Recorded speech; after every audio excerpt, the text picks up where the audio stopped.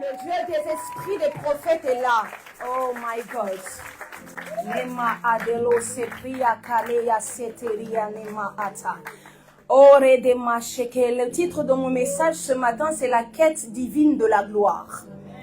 Est-ce que tu peux dire à ton voisin la quête divine de la gloire? Les mains des bécheke. Est-ce que tu peux dire à 3 personnes dans la salle en te déplaçant la quête divine de la gloire? Les mains des bécheke. La quête divine de la gloire. Les mains des bécheke liabasata. Laissa akeria de mosete. La quête divine de la gloire. Yaselemo Isha Ekeriada. Remo Akala Siteria de Masha Keria Sateriada. Eya Barashu Keleme Esata. Oh Jésus, j'aime ta présence dans ce lieu. Jésus, j'aime ta présence. Oh Jésus, j'aime ta présence. Oh Jésus. Et le texte qui va nous accompagner ce matin, c'est Proverbe 26. De 1 à 7. Proverbe 26, de 1 à 7. Est-ce que je peux lire la parole de Dieu? Laissez demander. Comme la neige en été et la pluie pendant la moisson, ainsi la gloire... Non, excusez-moi, c'est pas ça.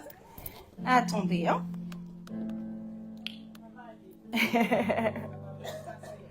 Merci beaucoup d'être indulgent avec moi.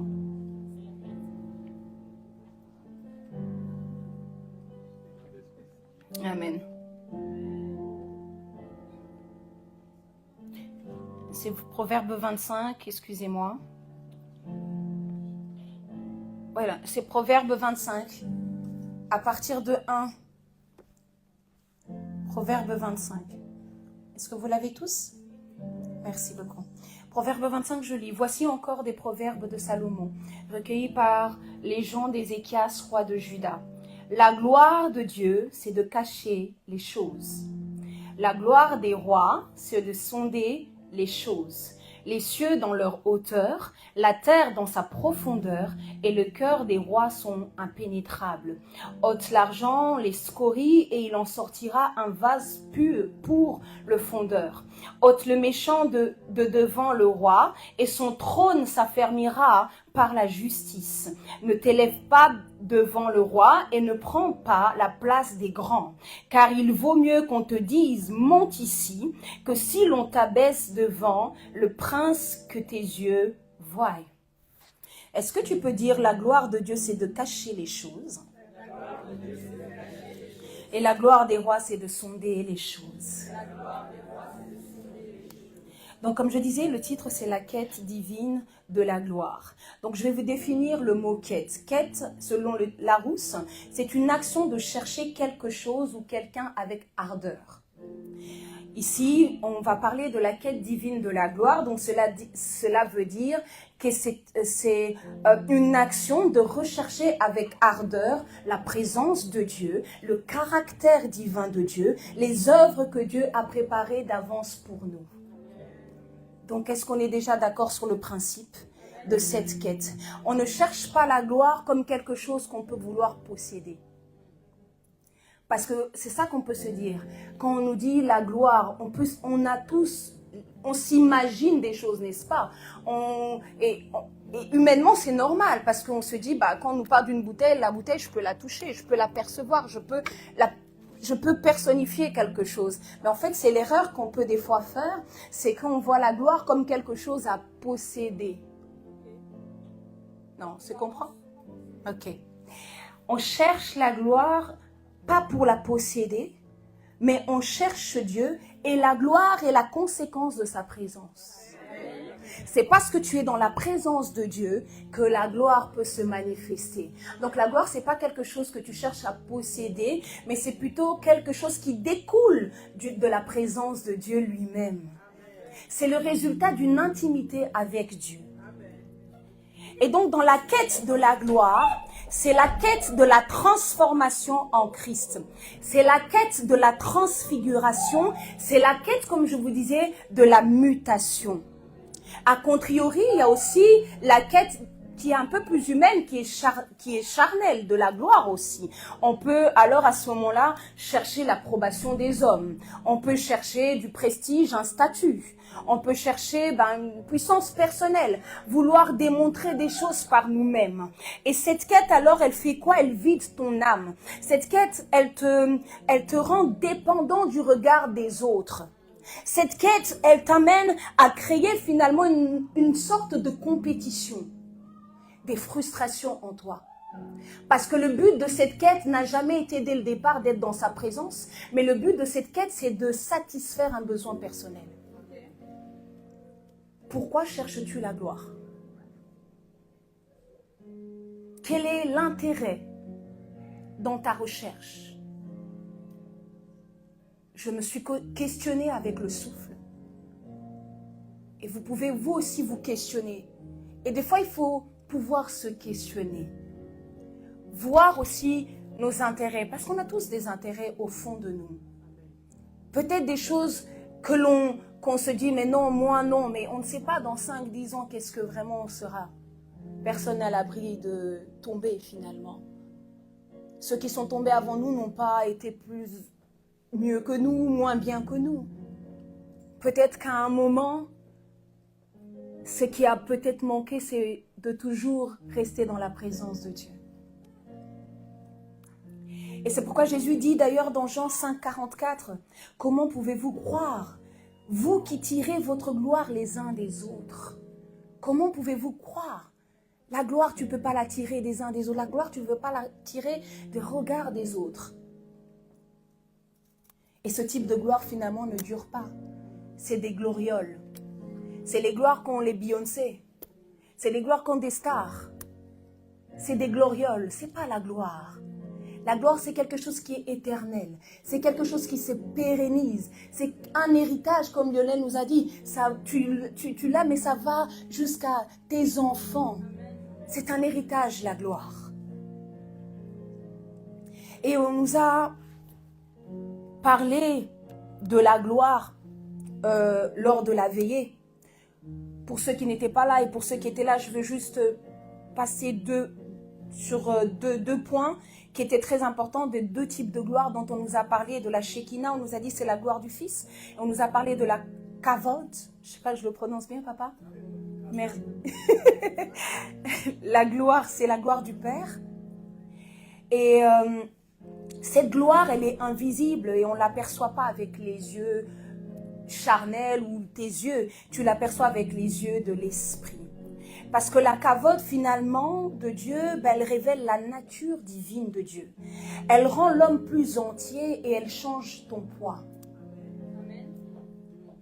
Et dans le texte que nous avons lu, on nous parle ici, on nous dit la gloire de Dieu, c'est de cacher les choses. À partir du moment où on nous parle de la gloire de Dieu, on nous parle de la deuxième dimension de la gloire, c'est de la Kavod ici, dont on nous parle dans ce texte. On nous parle pas de la Shekinah, mais ici, d'entrée de jeu, on nous présente la Kavod. On nous dit, la Kavod de Dieu, c'est quoi? C'est de cacher les choses. C'est-à-dire que dans la Kavod, il y a un sod, il y a un secret, il y a un voile. Amen. Ensuite, on nous dit aussi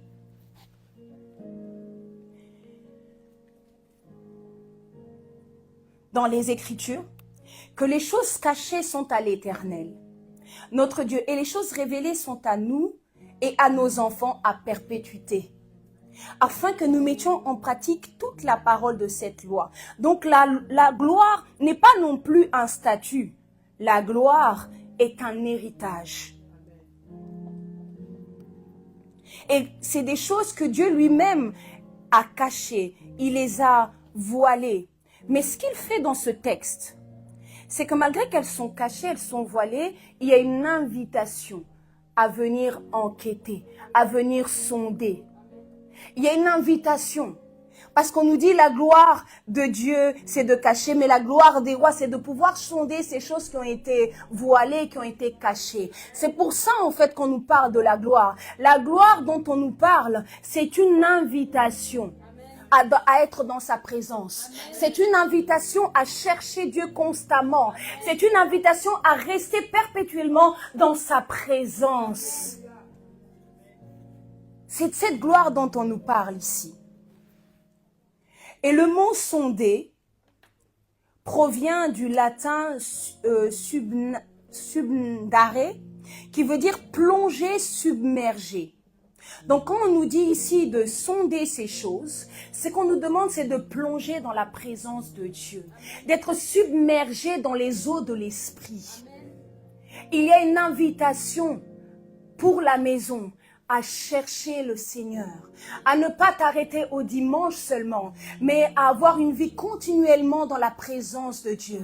Aimer être avec le Seigneur Jésus. Ce n'est pas une question seulement de venir et de vivre les choses un dimanche et de partir à une veillée de partir, mais c'était un appel. D'ailleurs, l'homme de Dieu nous a dit ce n'est qu'une introduction. C'était comme si on nous avait ouvert une porte, on nous dit entrez. Est-ce qu'on est tous entrés?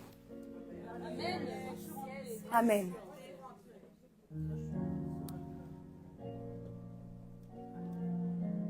Parce que là où Dieu cache les choses, l'homme sage enquête.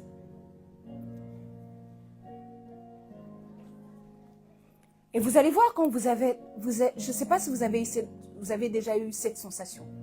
Quand vous êtes en quête de quelque chose, vous n'arrivez jamais à vous satisfaire de seulement vivre un peu avec lui, mais vous voulez toujours plus, toujours plus. Et tu sais même pas l'expliquer, parce que plus tu t'approches de lui, plus tu le veux lui, plus tu le veux encore et encore. Et plus tu t'approches de cette gloire, plus tu es englouti dans cette gloire, plus tu aimes sa présence, plus tu veux rester que dans sa présence, plus tu peux mourir dans cette présence. Parce que la mort dont on nous parle, c'est dans sa présence. Je veux mourir dans ta présence. C'est ce que je dis à Jésus. Je veux mourir dans ta présence. Et dans cette quête, nous avons besoin de l'esprit de la sagesse. Parce que Proverbe 4:11 nous dit « Je te montre la voie de la sagesse, je te conduis dans les sentiers de la droiture. Si tu marches, ton pas ne sera point gêné. Si tu cours, tu ne chanceras point. Retiens l'instruction, ne t'en dessaisis pas. Garde-la car elle est ta vie. » L'esprit de la sagesse. Ensuite, on nous dit, en parlant de la gloire des rois, c'est de sonder les choses. Et il faut savoir que le roi, un roi dans la pensée de Dieu, c'est celui qui est capable de discerner les choses cachées, comme on a vu, de voir au-delà du visible, de sonder les intentions et de comprendre les lois spirituelles. Donc quand on nous parle d'un roi ici, on nous parle d'une personne qui a cette capacité-là, dans l'esprit, à transcender les lois, à pouvoir voir plus que ce que ses yeux physiques peuvent lui montrer, à voir dans l'esprit, à être connecté au souffle.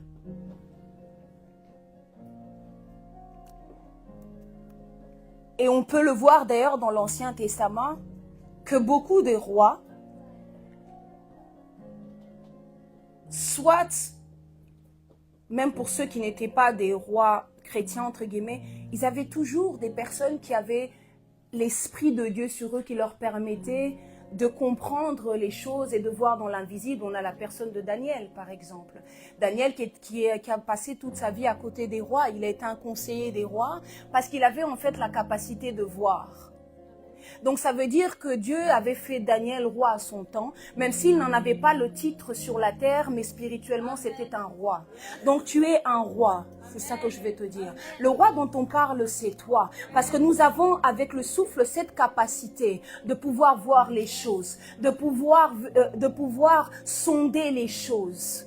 Nous sommes les rois dont on nous parle et nous sommes invités dans la présence de Dieu. Et sonder les choses, comme je vous ai dit, c'est notre quête.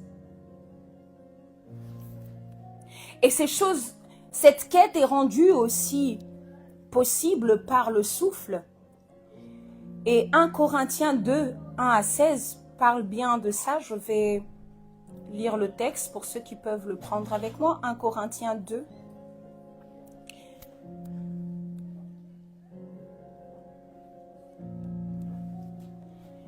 Paul dira, lorsque je suis allé chez vous, ce n'est pas avec supériorité de langage ou avec sagesse que je suis allé vous annoncer le témoignage de Dieu. Car je n'ai pas eu la pensée de savoir parmi vous autre que Jésus-Christ crucifié. Moi-même, j'étais auprès de vous dans un état de faiblesse, de crainte et de grand tremblement. Ma parole et ma prédication ne reposaient pas sur des discours persuasifs de la sagesse, mais sur une démonstration d'esprit et de puissance afin que votre foi fût fondée non sur la sagesse des hommes, mais sur la puissance de Dieu. C'est ça le but d'un serviteur de Dieu. Afin que ce que l'on dise ne soit pas fondé sur notre propre sagesse, sur nos propres connaissances. Mais il dit ici quelque chose de tellement profond. Sur la puissance de Dieu. Voici un homme, je pense, qui devait passer beaucoup de temps dans la présence de Dieu. Parce que pour voir tout ce qu'il a pu voir, il n'y a qu'un homme qui a pu mourir dans sa présence qui a été capable de ça.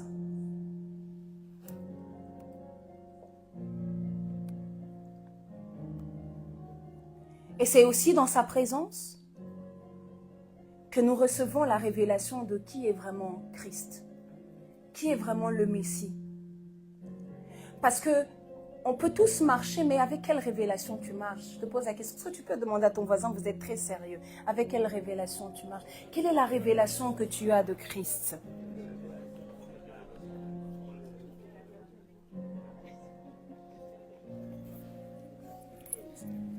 C'est d'ailleurs pour ça que Paul dira encore dans Éphésiens 1,16, « Je ne cesse de rendre grâce pour vous, faisant mention de vous dans mes prières, afin que Dieu, le Dieu de notre Seigneur Jésus-Christ, le Père de gloire, vous donne un esprit de sagesse et de révélation dans sa connaissance. » Un esprit de sagesse et de révélation. Je vous ai parlé de l'esprit de la sagesse. Maintenant, il y a un autre esprit dont on nous parle, c'est l'esprit de révélation. Donc, dans sa présence, ce qui va être aiguisé, c'est l'esprit de la sagesse, mais aussi l'esprit de la révélation. Est-ce que tu peux dire à ton voisin, esprit de la révélation, vous êtes très sérieux. Ensuite, il continue en disant qu'il illumine les yeux de votre cœur pour que vous sachiez quelle est l'espérance qui s'attache à son appel et quelle est la richesse de la gloire de son héritage qui est réservé aux saints. Il y a une richesse dans la gloire. Il y a un héritage. Et pour le savoir, ce n'est que dans ça, n'est-ce pas? Et j'aime bien le mot révélation. Il y a en hébreu, le mot révélation, on va dire, c'est utilisé pour exprimer, ce qui est utilisé pour exprimer l'idée de révélation, c'est Ra et Yada. Ra qui veut dire voir et Yada qui veut dire savoir. Donc, c'est-à-dire que il y a le fait de voir, mais il y a le fait de savoir. C'est-à-dire que même dans la révélation, il y a quand même deux dimensions. Tu passes dans « je vois » et « je sais ». Je vous donne un exemple. Lionel, tu peux venir?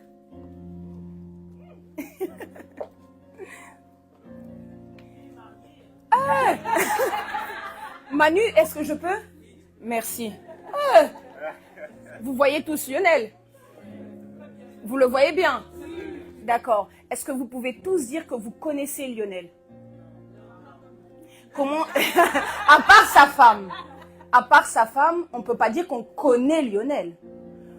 On a peut-être une idée de certaines choses qu'on a pu percevoir de lui, n'est-ce pas? Peut-être des moments où on a passé avec lui. Mais celle qui vit avec lui, c'est sa femme. Il y a quelqu'un qui peut dire, je le connais. En fait, c'est la même chose avec Christ. C'est que quand tu passes un moment dans sa présence, que tu peux dire, je le connais. Sinon, tu peux percevoir des choses spirituellement. Tu peux avoir des visions, on en a tous. Pour ceux qui en ont et ceux qui n'en ont pas, que Dieu vous fasse grâce. Tu peux partir en extase, tu peux tout ce que tu veux. Tu peux voir des choses, des couleurs, on en a tous déjà vu des choses, des lieux particuliers. Mais est-ce que c'est pas mieux de voir celui qui appartient le lieu, d'être en connexion avec celui qui appartient le lieu? Et c'est ça alors ma prière. C'est que Seigneur, oui, je suis content de ce que tu me fais voir, mais est-ce que je ne peux pas être en connexion avec toi personnellement?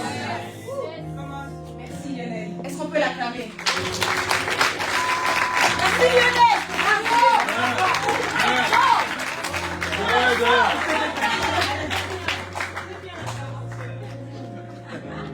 Parce que la vision nous offre des informations immédiates d'une personne ou d'un environnement. Donc par la vision, tu peux dire, ah, il y a un nombre de personnes telles. Il y a telle personne qui était habillée comme ça. N'est-ce pas? Mais la vision ne te permettra jamais de connaître les choses. Parce que ça reste, le savoir reste quelque chose de presque abstrait. Le savoir englobe des idées abstraites, des concepts qui ne peuvent pas être vus par l'œil nu, comme ça, mais qui doivent être perçus par l'esprit. C'est comme quand je te parle de l'amour ou de la justice. Est-ce que tu vois l'amour et la justice? Non. Mais tu sais c'est quoi l'amour et la justice. Tu ne le vois pas, mais tu le sais. C'est-à-dire que même dans la révélation, il y a je vois et je sais. Mais pour ça, il faut être dans. Ah, vous ne suivez pas bien, il faut être dans. C'est dans sa présence qu'on apprend à le connaître. C'est dans sa présence que nous sommes dévoilés, afin d'être transformés à la même image que Christ. C'est dans sa présence. Donc, plus grande dimension de l'intimité. Et plus grande l'intimité est, plus tu peux vivre une expérience. Parce que dans l'intimité, la plus grande dimension de l'intimité, c'est l'expérimentation. As-tu déjà expérimenté Christ? Nous disons, Seigneur, nous sommes intimes.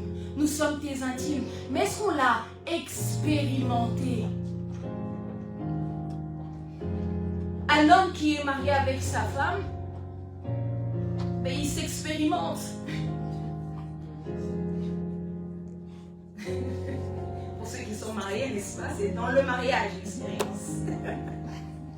Mais faut qu'on le dise, hein? Pas, oh non, il fallait expérimenter quelqu'un qu'on vous connaît.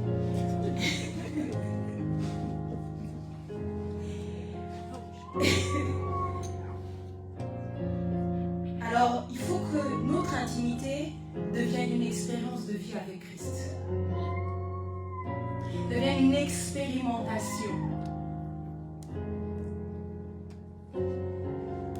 Et la deuxième partie, on dit les cieux dans sa hauteur, la terre dans sa profondeur. Ça, c'est au verset. Est-ce que quelqu'un a le texte? Oui, au verset 25.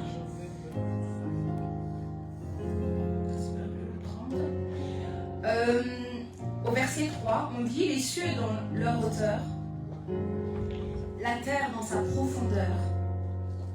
Les cœurs de roi sont impénétrables. Je vais d'abord commencer par prendre la première partie. Les cieux dans leur hauteur, la terre dans sa profondeur. En fait, les cieux dans leur hauteur, la terre dans sa profondeur expriment une chose, c'est le mystère. C'est quelque chose qu'on ne parvient pas à toucher. David dira, ta science est trop élevée. C'est trop pour nous. C'est pour ça que c'est exprimé par cette idée. Les cieux dans sa hauteur, la terre dans sa profondeur. C'est un mystère pour nous. Mais ce mystère a été rendu accessible pour les rois. C'est ce que ce texte est en train de nous dire. Ces choses qui sont cachées, ce sont des mystères qui ont été rendus accessibles à ceux qui peuvent être dans sa présence, à ceux qui peuvent passer du temps dans sa présence. Ils peuvent avoir accès à ces mystères. Et ce mystère, ce n'est pas une énigme secrète que tu as besoin qu'on te donne des trucs pour que tu comprennes, tu as des clés. Non. Ce mystère, c'est un plan divin qui a été longtemps voilé. mais qui est dévoilé par la foi en Christ.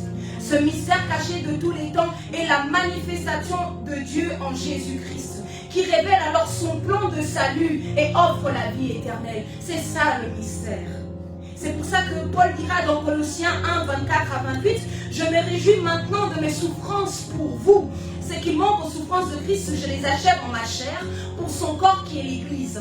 C'est elle que j'ai été faite ministre selon la charge que Dieu m'a donnée auprès de vous, afin que j'annonçasse pleinement la parole de Dieu, le mystère caché de tous les temps, de tous les âges, mais révélé maintenant aux saints. » C'est pas moi qui le dis, c'est la parole.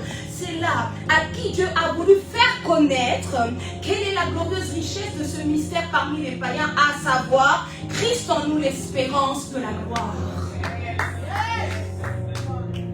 C'est ça ce mystère. Christ en nous, l'espérance de quoi? De la gloire.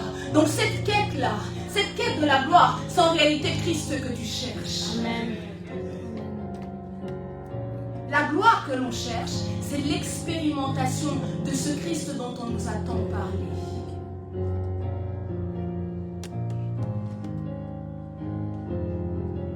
Donc on comprend que la révélation du Fils est la plus grande dimension de la gloire. Parce que c'est en lui que sont cachées toutes ces gloires invisibles. C'est en lui qu'est caché le Père. Parce qu'on nous avait parlé de la Shekinah en disant que la Shekinah c'est la gloire du Fils et c'est la gloire rendue visible. Mais dans le Fils il y a aussi une gloire invisible. Il y a aussi une gloire invisible. Et c'est que en lui, dans sa présence, que nous y avons accès.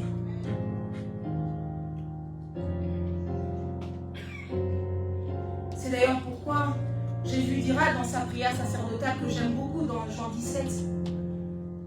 Après avoir ainsi parlé, Jésus leva les yeux au ciel et dit, Père, l'heure est venue, glorifie ton Fils afin que ton Fils te glorifie, selon que tu lui as donné pouvoir sur toute chair, afin qu'il accorde la vie éternelle à tous ceux que tu lui as donné. Or, la vie éternelle, c'est qu'ils te connaissent, toi, le seul vrai Dieu, et celui que tu as envoyé, Jésus-Christ. Je t'ai glorifié sur la terre, j'ai achevé l'œuvre que tu m'as donné à faire. Et maintenant, toi, Père, glorifie-moi auprès de toi-même, de la gloire que j'avais auprès de toi avant que le monde ne fût. Il parle de la gloire. Mais il dit une chose, c'est que la gloire, c'est quoi? C'est que nous parvenons à la connaissance de Christ. Amen. Parce qu'en lui est caché le Père. Et donc, un peu plus loin, il dira, vous pouvez aller lire, il dit, le Père est un dans le Fils et le Fils est un dans le Père. Yes. Ils ne sont que un. Ils sont une unité indivisible. Amen. Donc finalement, cette gloire, elle n'est que un. Elle est deux à la fois, mais elle est un en fait, parce qu'elle est en Christ. Amen. Il y a une part visible et une part invisible. Yes. Yes. Il y a la Shekinah et il y a la Kavod. Yes.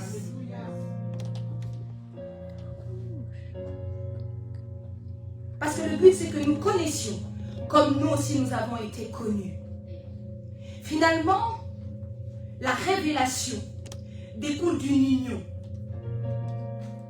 Être un avec Christ, à nouveau, comme il en était dès le commencement.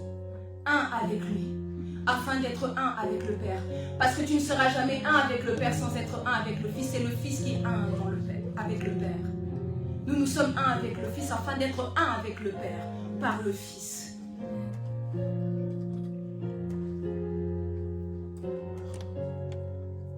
Ensuite, on dit, dans le texte, le cœur des rois sont impénétrables. Le cœur des rois sont impénétrables. Et le cœur du roi parfait, c'est le cœur de Christ. Un cœur rempli de mystères et de révélations divines. Et j'ai été voir un peu la définition du roi en hébreu qui est Mélek.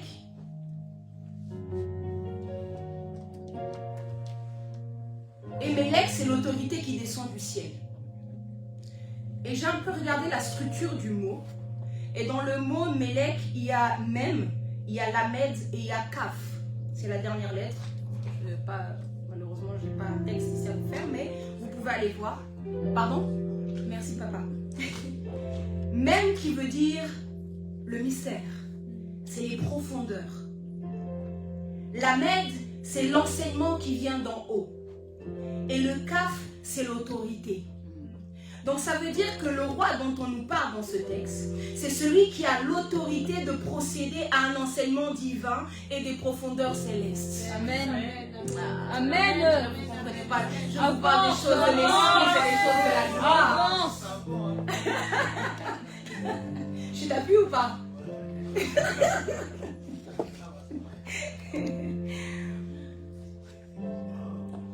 Le roi seul pénètre les choses profondes, les mystères. Ensuite, on nous parle du cœur. Ici, le cœur dont on nous parle, ce n'est pas une émotion. Ce n'est pas un sentiment. Mais c'est le siège de ta volonté. C'est le siège de tes intentions. C'est le siège d'une pensée profonde. Donc quand on nous parle du cœur, on nous parle d'une salle, d'un trône intérieur. Parce que notre cœur est semblable au trône. Donc le roi qui a un cœur dont on nous parle ici, c'est un roi qui a en lui le conseil de Dieu. Amen. Parce que c'est au trône qu'il y a tout le conseil.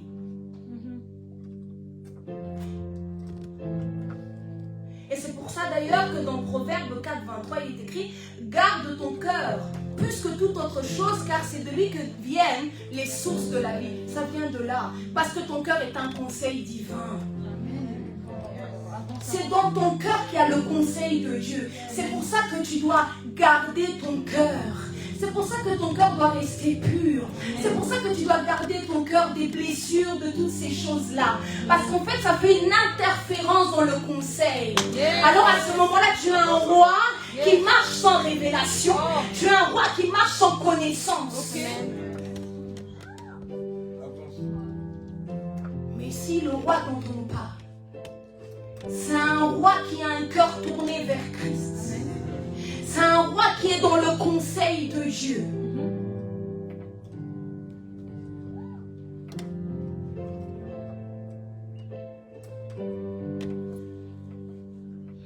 Parce que le roi, dans les textes bibliques, c'était le représentant de Dieu sur terre. C'était le garant de la justice. C'est lui qui portait les destinées d'un peuple. C'est pourquoi Dieu devait tenir le cœur du roi entre ses mains. Et c'est pour ça qu'il est écrit, le cœur du roi est entre les mains comme un fleuve, c'est ça. Il l'incline où il veut. Est-ce que ton cœur entre les mains de Dieu, c'est un cœur de roi? Est-ce que Dieu peut incliner ton cœur comme il veut? Et on l'a vu dans les Écritures, il a incliné le cœur de Cyrus, qui n'était même pas un roi chrétien. Il a incliné les cœurs de Nebuchadnezzar. Il a même incliné les cœurs de Pharaon à un moment, parce que Pharaon a laissé partir Israël. Donc ça veut dire que même lui, il a incliné. Donc le cœur d'un roi est important pour Dieu, parce que c'est là qu'il y a les intentions, c'est là qu'il y a la volonté de Dieu, c'est là qu'il y a tout le conseil, c'est là qu'il reçoit toutes choses. Donc est-ce que quelqu'un peut laisser que son cœur soit entre les mains de celui qui connaît toutes choses et qui peut incliner son cœur? Amen. Et le cœur de ce roi est impénétrable. Et ici, l'impénétrabilité dont on parle, ce n'est pas une fermeture. Parce qu'on pourrait se dire, ah mais il est fermé, il est impénétrable. Mais en fait, non, c'est une protection spirituelle. Amen. Son cœur est protégé par Dieu. Dieu devient alors lui-même le garant. Dieu devient celui qui protège ton cœur, qui garde ton cœur. Pourquoi? Parce que tu es où? Dans sa présence. Tu es dans sa présence. Alors ton cœur peut être gardé, ton cœur peut être protégé. Parce que ce cœur, comme je vous l'ai dit, il est important. Ce cœur contient des conseils, ce cœur contient des stratégies, ce cœur contient des guidances divines qui peuvent être que comprises par l'homme spirituel, l'homme intérieur.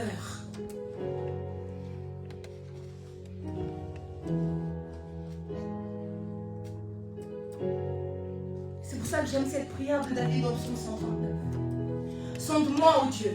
Connais mon cœur et prouve-moi et connais mes pensées. Parce que David dit, pourquoi il priait tout le temps pour son cœur? Il savait que son cœur, Dieu devait l'utiliser pour lui donner sa volonté, pour lui donner des stratégies contre ses ennemis, pour lui donner toutes ces choses. C'est pour ça tout le temps il était devant Dieu et lui disait, sonde mon cœur, connais mes pensées, sonde mon cœur, passe mon cœur à ton creuset. Il était tout le temps là. Seigneur, mon cœur, mon cœur, mon cœur. Il veillait à son cœur. C'est pourquoi Dieu a dit, c'est l'homme selon mon cœur. Amen. Y a-t-il quelqu'un qui peut veiller sur son cœur?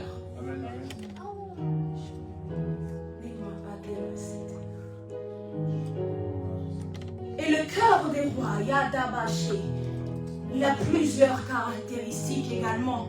Et ces mêmes caractéristiques, on les retrouve chez Christ. Parce que comme je vous l'ai dit, il est le modèle par excellence du roi.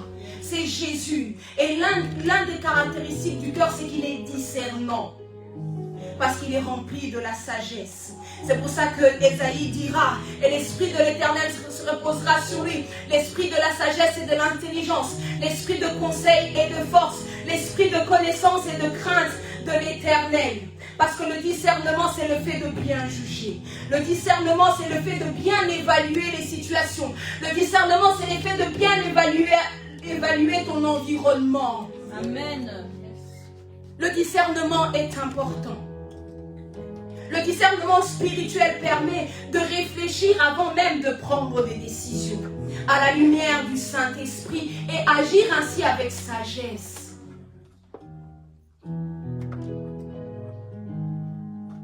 Et c'est pourquoi Paul dit aussi dans Romains 12:2, ne vous conformez pas au siècle présent, mais soyez transformés par le renouvellement de l'intelligence, afin que vous discerniez quoi? Quelle est la volonté de Dieu, ce qui est bon, agréable et parfait.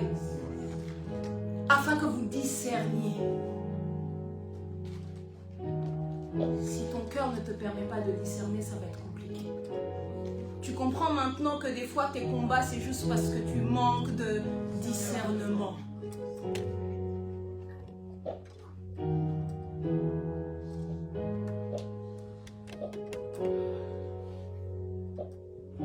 Une autre caractéristique de ce cœur, c'est qu'il est pur.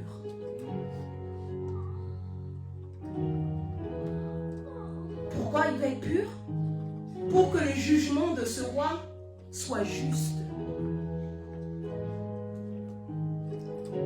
Il est rempli du Saint-Esprit capable de discerner parfaitement, comme on l'a dit. Il peut alors juger de manière juste. Il est rempli de sagesse. Il peut alors juger de manière juste. Et c'est pour ça que Jean 2:24 nous dit, mais Jésus ne se fiait point à eux, parce qu'il les connaissait tous. Et parce qu'il n'avait pas besoin qu'on lui rendît témoignage d'aucun homme, car il savait lui-même qui était dans l'homme. Il avait le discernement des esprits. Yes. Il savait qui était, donc il n'avait pas besoin. Donc son jugement était juste. Pourquoi? Parce qu'il était basé sur un discernement d'abord spirituel. Amen.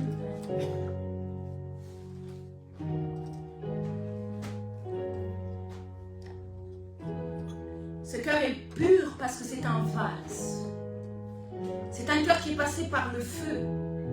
Et c'est pour ça que dans le texte on dit, ôte l'argent, les scories, il en sortira un vase pour le fondeur. L'argent, les scories, c'est quand on passe certains éléments métaux par le feu, c'est les restes en fait. C'est toute la saleté. Mais tout ça doit être ôté des cœurs. Et en fait, ça peut représenter aussi toutes les influences externes qui te corrompent.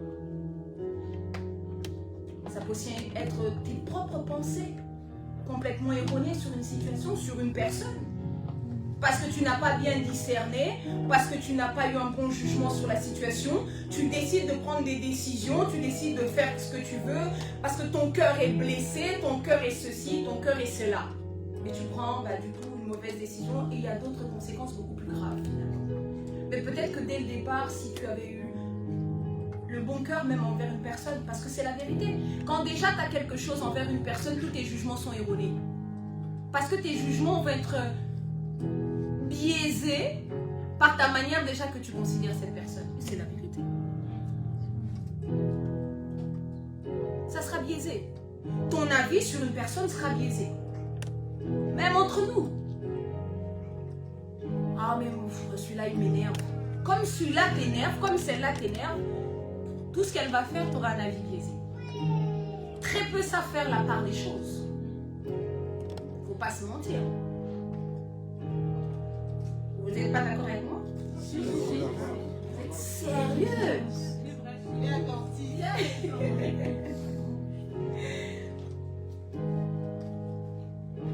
Une autre caractéristique, comme je l'ai dit, ce cœur, il est juge. C'est-à-dire, il juge.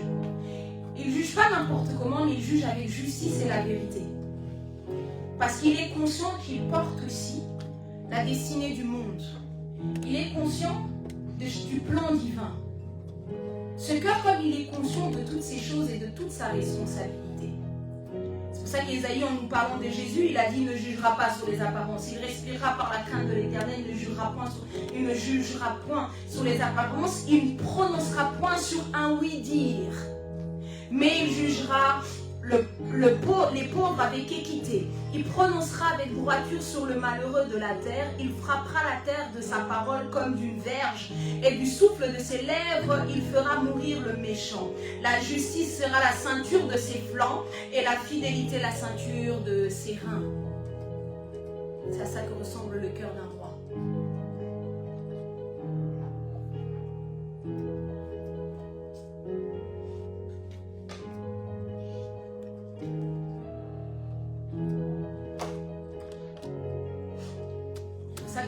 Au verset 5, on dit « Ôte le méchant devant le roi, et son trône s'affermira par la justice. » Ce qui affermit ton trône, c'est la justice de Dieu.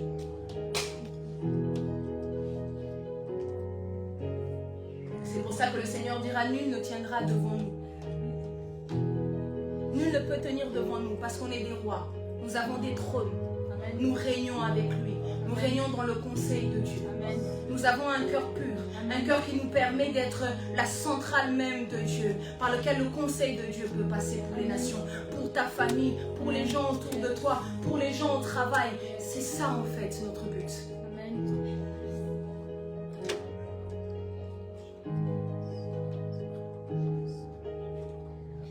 Et l'homme spirituel, d'ailleurs, on dit au contraire, il juge de tout et il n'est lui-même jugé par personne.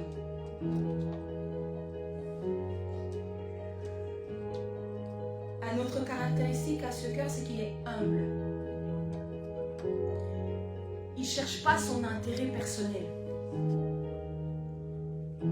Cela veut dire alors que finalement l'humilité, ça ouvre des portes spirituelles. Amen. Être humble.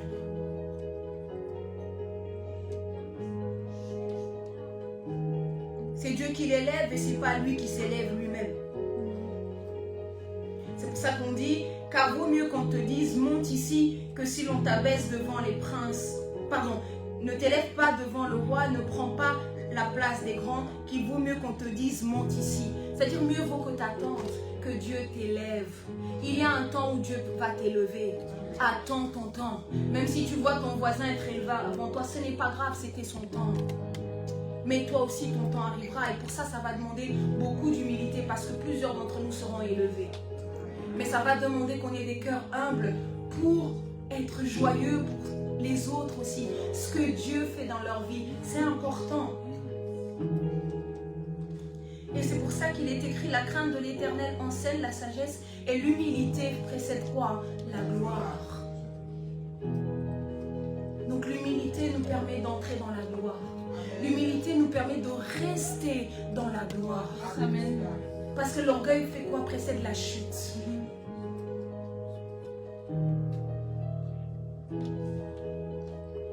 Ça aussi, il écrit de même, vous qui êtes jeunes, soyez soumis aux anciens. Et tous, dans vos rapports mutuels, revêtez-vous d'humilité. Car Dieu résiste aux orgueilleux et fait grâce aux humbles. Humiliez-vous donc sous la puissance de la main de Dieu afin qu'il vous élève au temps convenable. Amen. Donc c'est dans sa présence aussi qu'on apprend à s'humilier. Parce qu'on s'humilie d'abord sous sa main puissante qui s'appesantit sur nous. Sur cette gloire qui s'appesantit, qui nous rend humbles.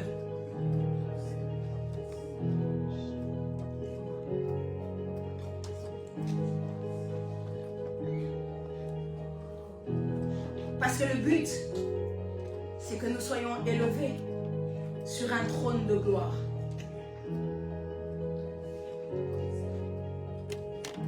Une fois, le prophète a dit, ce que l'homme a perdu, c'est un trône de gloire.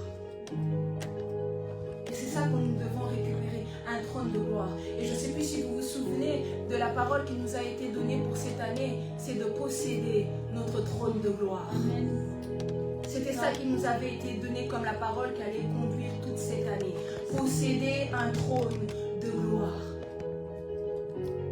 Amen. Parce que le but, c'est que dans cette gloire, on y reste et qu'on siège avec lui. Et ce qui est merveilleux, c'est que Christ est tellement bon.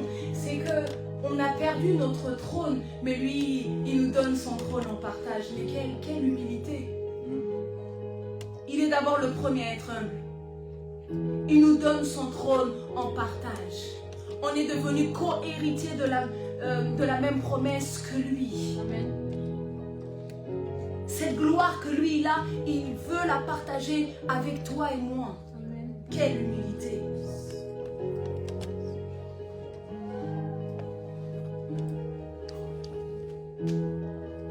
Et ce trône existe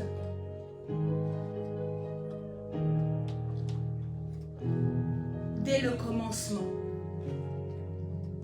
Il est élevé dès le commencement. Et c'est le lieu de notre sanctuaire.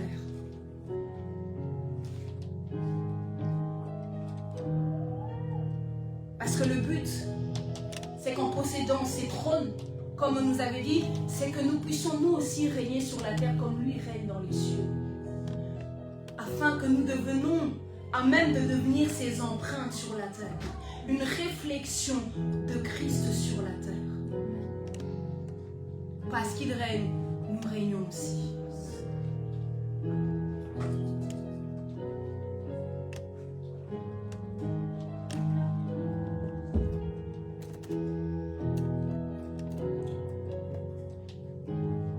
Et toujours sur ce trône que nous possédons en tant que roi, ça nous permet de régner, mais ça nous permet de fonctionner comme Dieu. Ne savez-vous pas que vous êtes des dieux, mais vous mourrez comme des hommes?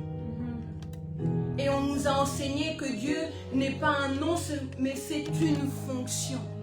Yes, amen. Et c'est parce que Christ est élevé en dignité, il a reçu un trône au-dessus de tout trône, et que dans cette fonction, il est Dieu.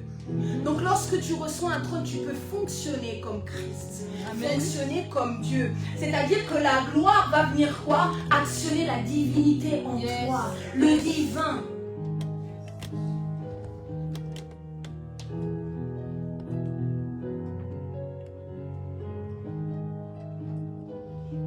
C'est pour ça qu'il est écrit, l'Éternel fait mourir et il fait vivre. Il fait descendre au séjour des morts et il en fait remonter. L'Éternel appauvrit, il enrichit. Il abaisse et il élève. De la poussière, il retire le pauvre. Du fumier, il relève l'indigent. Pour faire quoi? Le faire asseoir avec les grands. Et il leur donne quoi? En partage un trône de gloire. Car à l'Éternel sont les colonnes de la terre et c'est sur elles que sont posés le monde. C'est Dieu qui fait ce qu'il veut. C'est la grâce. Dieu veut nous faire grâce. Parce qu'on n'est pas plus extraordinaire que d'autres. On n'a pas fait mieux que d'autres. Mais c'est juste sa grâce. Et comme Jésus est toujours l'exemple par excellence, lui aussi a reçu un trône, n'est-ce pas? Il a aussi été souverainement élevé. Et c'est pourquoi il est écrit dans Philippiens 2, 5, « Ayez en vous les sentiments qui étant en Jésus-Christ, lequel existant en forme quoi de Dieu, n'a point regardé comme une proie arrachée d'être égal avec Dieu, Mais il sait quoi? Dépouiller lui-même, en prenant une forme de quoi? De serviteur, en devenant semblable aux hommes, ayant paru comme un simple homme. Il s'est humilié lui-même, se rendant obéissant jusqu'à la mort, même jusqu'à la mort de la croix. C'est pourquoi aussi Dieu l'a souverainement élevé et lui a donné le nom au-dessus de tout nom, afin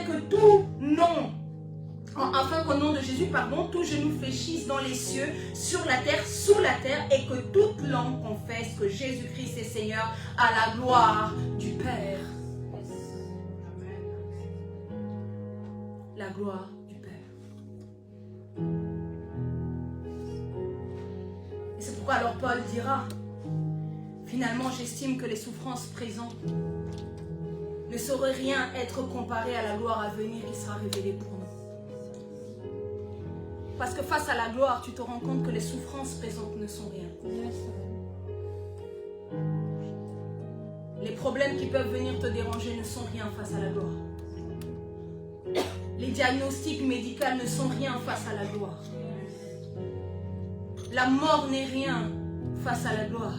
Parce que même ça, Paul dira, la mort m'est un gain. Parce qu'il était dans la gloire. Il a connu une gloire. Il vivait déjà une gloire d'avance. Il savait bien que même s'il mourait, il y a une gloire qui l'attendait. Le but était de vivre éternellement dans cette gloire avec le Messie. Amen. Jésus-Christ, bien qu'étant égal à Dieu, il s'est fait homme par l'humilité, mort pour sauver l'humanité. Et il a été élevé au plus haut des cieux en conséquence. Et il est l'exemple suprême de l'humilité qui mène à la gloire. C'est Jésus qui est l'exemple par excellence. Donc cette quête de la gloire, c'est la quête de l'excellence en Christ. C'est être semblable à lui. Être transformé de gloire en gloire. Que Dieu vous bénisse.